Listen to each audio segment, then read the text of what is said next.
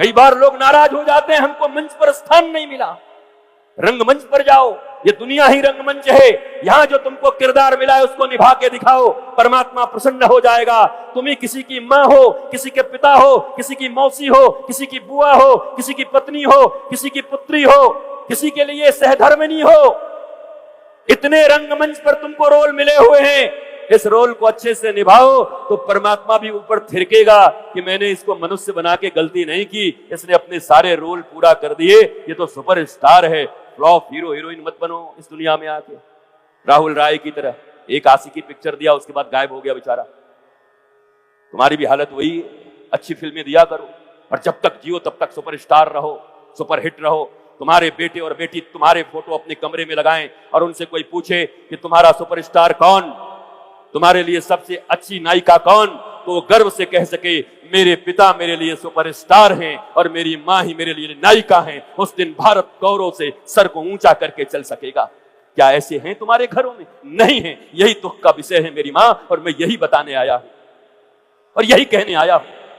मुझे भी पूजा करवाना आता है, मैं अभी भी यहां बैठ जाऊं दंड लेकर के, इस चमत्कारी दंड को लेकर के, और कह दो जी हाँ जी 1,000 रुपए लगवा दो, दंड हाथ पर रखेंगे मस्तक पर, तुम्हारा सब रोग दुख दूर हो जाएगा। मुझे पक्का विश्वास है। अभी तो यहाँ 1000 लोग बैठे हैं, कहीं ये प्रचार हो गया कि बाबा का दंड अगर पड़ गया मस्तक पर तो यहाँ लाखों लोगों की भीड़ लग जाएगी कि मुझे भी चमत्कार चाहिए। चमत्कार ज्ञान में है, चमत्कार भक्ति में है, चमत्कार प्रेम में है। याद रखो, भगवान राम के भाई लक्ष्मण जब स्वयं शक्ति बाण उनको लगी तो उन्होंने स्वयं डॉक्टर को बुलवाया, वैद्य को बुलवाया। वो परमपिता परमेश्वर है, वो चाहते तो अपने भाई को छूकर ठीक कर सकते थे। उन्होंने कहा डॉक्टर बुलाओ, क्योंकि मैं मनुष्य के शरीर में आया, वैद्य बुलाओ।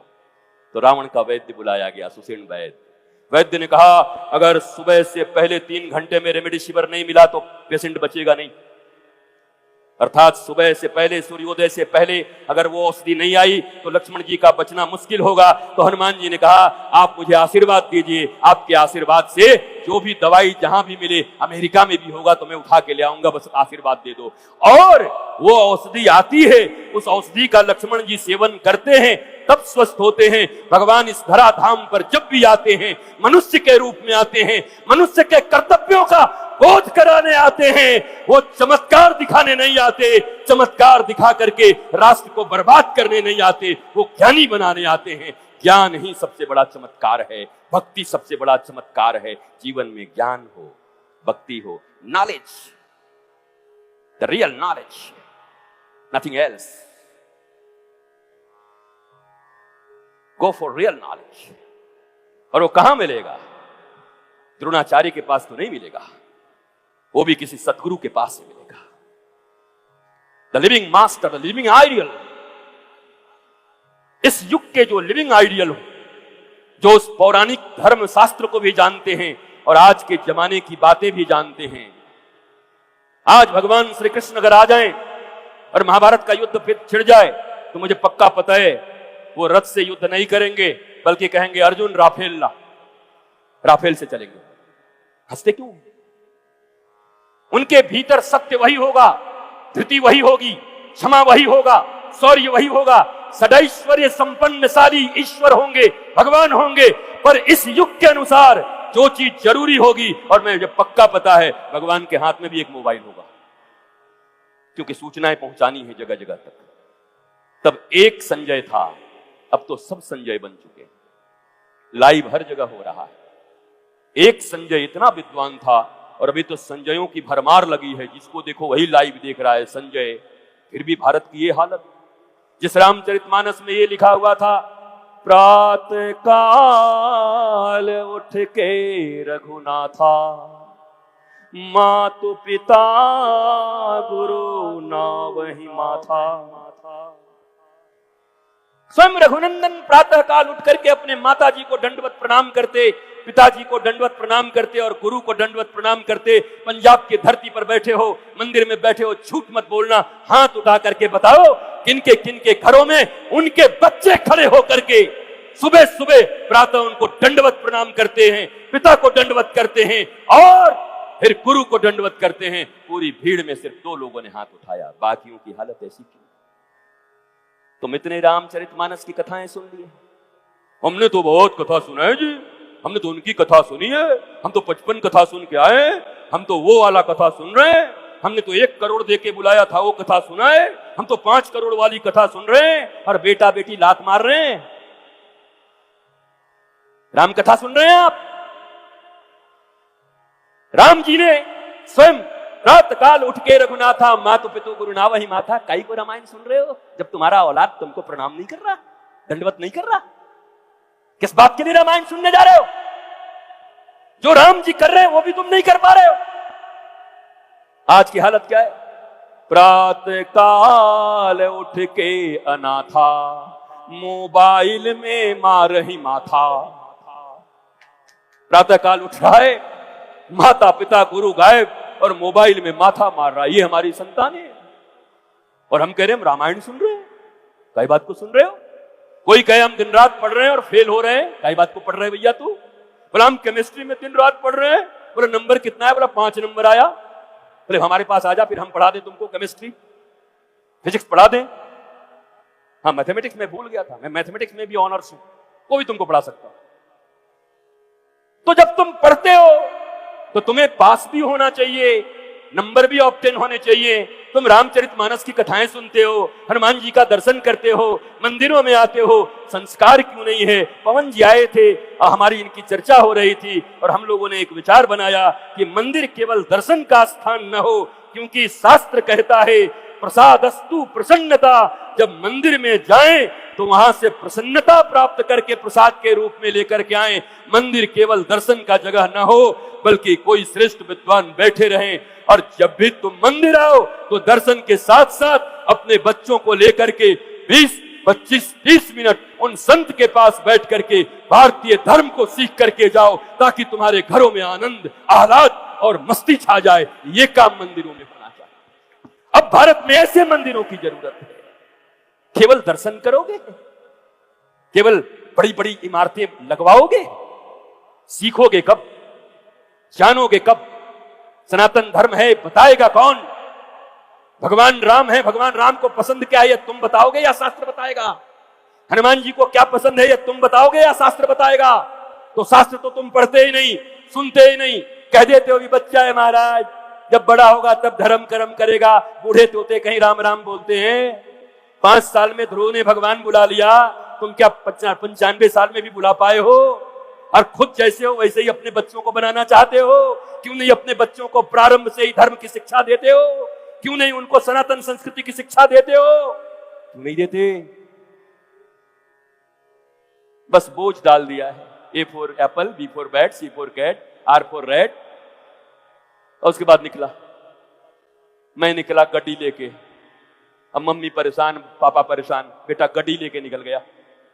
पर संस्कार कहां गए? वो तो बहुत छोटा था, तुम्हारी दूध पी रहा था, 9 महीने तुम्हारे ही कोख में रहा था। मैंने कई बार सुना है माताओं को बेटे को बड़ा कर देती हैं, विवाह करती हैं, विवाह के 3 महीने बाद बोलती है हमारा बेटा इतना अच्छा, एक चुड़ैल जब से आई हमारा घर बर्बाद हो गया। तो क्या इतना पैसा खर्च के चुड़ैल लाई थी? विवाह में लाख करोड़ रुपए खर्च किए थे चुड़ैल बुलाने को। मैं तुमसे प्रश्न पूछता हूं, जिस बच्चे को 9 महीने तक तुमने पेट में रखा, अपने स्तन से दूध पिलाए, तुमने संस्कार दिए, 20 साल तक अपने घर में रखा, अरे कौन सा संस्कार दिया था जो 3 महीने में कोई ले गया उसको? तो लज्जा तो तुम्हें करनी चाहिए ना। 20 साल तुमको मौका मिले थे, कौन सा संस्कार दिया अपने संतानों को? खामोशी छा गई है, आवाज नहीं निकलते। ऐसा बनाओ मेरी मां। ये जीवन की विद्या और जीविका की विद्या दोनों जरूरी है मेरे भारतवासियों। बिहार के बक्सर में एक आईएएस थे Pandey ji, Indian administrative service, भारतीय प्रशासनिक सेवा। किसी का बच्चा आईएएस बन जाए तो छाती फूल जाती है गांव का पूरा। घर में छोटा सा बात हो गया, तनाव हो गई, गाजियाबाद में ट्रेन के नीचे आकर आत्महत्या कर लिया उन्होंने। इतनी ऊंची पढ़ाई और जीवन की विद्या का अभाव। ये जीविका की विद्या तो अपने बच्चों को दे रहे हो, हाउ टू अर्न मनी, पर सदगुरु और गुरुकुल ही बता सकता है हाउ टू लर्न मनी। वो भी पढ़ाओ उनको, वो भी बताओ। पैसा कमाना है पर पैसों का सदुपयोग कैसे है वो भी उनको बताना है। मैं रुकने वाला नहीं, अपनी मर्जी से बोलूंगा, अपनी मर्जी से रुकूंगा, क्योंकि मुझे बुक करके कोई नहीं ला सकता दुनिया में। अपने मौत से आता हूं, अपने मौत से जाता हूं, अपनी मौत से भारत माता के लालों को जगाता हूं।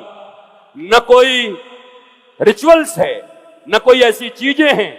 व्यासपीठ पर जब बैठो तो केवल परमात्मा के रंग में रंग करके भारतवासियों और पूरे दुनिया वालों के लिए व्यासपीठ से भगवान की बातें करो। सम्मान इत्यादि की बातें फिर कहीं और हो जाएंगी, वो मिल जाएगा। उसके लिए बहुत पार्टियां बनी हुई हैं, बहुत जगह बने हुए। प्रणाम करता हूं, नमन करता हूं, वंदन करता हूं। मेरी इच्छा थी मैं सिर्फ 5 मिनट हनुमान जी के किसी चौपाई पर बोलकर चला जाऊं, पर मैं आप लोगों को जब दर्शन करते हुए देखा और यहीं पर जोर जोर से चिल्लाते देखा तो मुझे लगा कि दर्शन और श्रवण का भेद बताना पंजाब के हिंदुओं को और पंजाब के सिखों को और पंजाब के निवासियों को यह जरूरी है कि दर्शन और श्रवण में भेद क्या है। हमारा सनातन दर्शन ये मानता है, क्या कहते हैं, पहला भक्ति कैसे हो सकता है, श्रवण के द्वारा हो सकता है। श्रवण भक्ति ही प्रमुख है, दर्शन के बाद भी बात नहीं बनती, पर अगर गुरु से सुन लिया, शास्त्र सुन लिया तो बात बन जाती है। मेरे भारतवासियों, आपको भी यही सिखा रहा हूं, छल कबड्डी खेलना बंद करो, जगह जगह सिर्फ दर्शन करना कम करो। यहाँ भागे, वहां छू लिया, वहां पटका बांध लिया, वहां तिलक खसेड़ दिया, वहां से लड्डू लेके आ गए, वहां से पेड़ा लेके आ गए, और सुना क्या, समझा क्या, कोई मंत्र सीख कर आए, कोई सनातन संस्कृति सीख कर आए? नहीं। क्या है ऐसा दर्शन? दर्शन तभी फलदायक होगा जब उनके विषय में श्रवण होगा।